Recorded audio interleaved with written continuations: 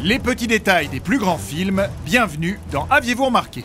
Quand Stallone réunit un casting de folie pour jouer à la bagarre, ça donne Expendables, une franchise tellement concentrée en testostérone qu'elle fait passer l'agence Tourisque pour des majorettes.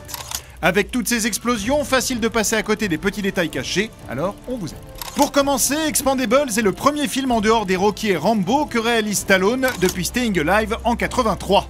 Il avoue lui-même avoir fait le film uniquement pour réunir tous les grands noms du cinéma d'action sur une même affiche. C'est d'ailleurs la toute première fois que Sylvester Stallone, Arnold Schwarzenegger et Bruce Willis apparaissent ensemble à l'écran. Les germanophones ont d'ailleurs eu une petite surprise, puisque c'est le même acteur, Thomas Danneberg, qui double Stallone et Schwarzenegger habituellement, et c'est donc lui qui, durant leur scène commune, fait les deux voix. Cette courte scène, culte, a marqué le retour de Schwarzy après 6 ans d'absence. Ils auraient même tourné la scène au lever du soleil, sur le temps libre d'Arnold, alors encore gouverneur de Californie, et qui aurait participé gratuitement au film. Son personnage fait d'ailleurs référence à Rambo, en affirmant que le personnage de Stallone adore courir dans la jungle, suivi par une petite pique de Stallone, il veut devenir président, clin d'œil à la carrière politique du gouvernateur. Et tant qu'on est dans les clins d'œil, lorsque Toll Road dit à Gunnar à la fin « Whenever it doesn't kill you, it makes you stronger, brother », c'est en référence à un album de 1989 signé Bruce Willis, et oui. Et toujours dans les détails, la date de naissance présente sur le passeport de Ross est la vraie date de naissance de Stallone, mais pas celle de Statham qui n'assume pas son âge puisqu'il est en réalité 5 ans plus vieux. Les noms des personnages sont autant de références. Ainsi, Stallone joue Barney Ross, d'après le champion du monde de boxe du même nom, également soldat décoré durant la Seconde Guerre mondiale, un véritable 2 en 1 de Rocky et Rambo. D'ailleurs, il porte un tatouage de corbeau dans le dos, Raven en anglais, nom de code de Rambo quand il est sur le terrain.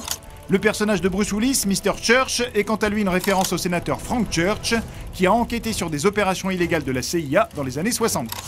Enfin, pour le méchant, le général Garza, Stallone s'est inspiré de Manuel Noriega, ancien dictateur du Panama, qui avait lui aussi des liens avec la CIA et un pied dans la tête. En parlant du général, les puristes des décorations militaires auront remarqué que la décoration sur la poitrine du général est en fait une récompense réservée aux soldats américains au combat et qu'elle n'a donc rien à faire là.